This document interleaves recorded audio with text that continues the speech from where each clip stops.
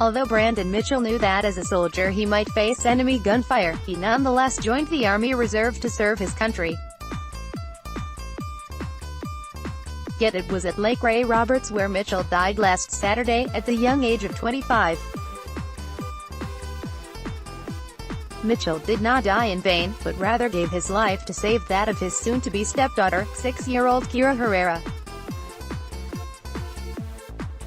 Mitchell saw Keira struggling in the water and dived in to assist her. He managed to get Keira on a flotation device before he slipped below the water. His fiancée, Angelina Herrera, said of Mitchell, "He was an amazing man and I am lucky to have known him. Generous heart for Highland Park schools. In these days of uncertain school finances, a school district is lucky to have a private benefactor watching its back."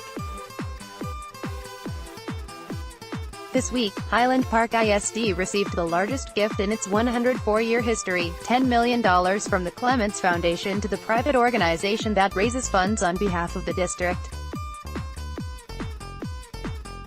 The fund, named for the late former Texas Governor Bill Clements, a Highland Park High School graduate, will be invested in the foundation's Tartan Fund.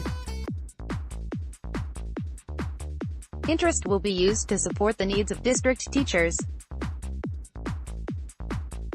A needed first step on prison reform. The U.S. House on Tuesday easily passed a smart bill aimed at making prisoners' time behind bars more productive. The idea, of course, is to help prepare prisoners for a life outside so that fewer of them commit crimes that will send them back inside. It has the support of President Donald Trump and his son-in-law, Jared Kushner. The legislation now heads to the Senate, where a companion bill has been filed by Sen. John Cornyn of Texas, long a fighter for comprehensive reform.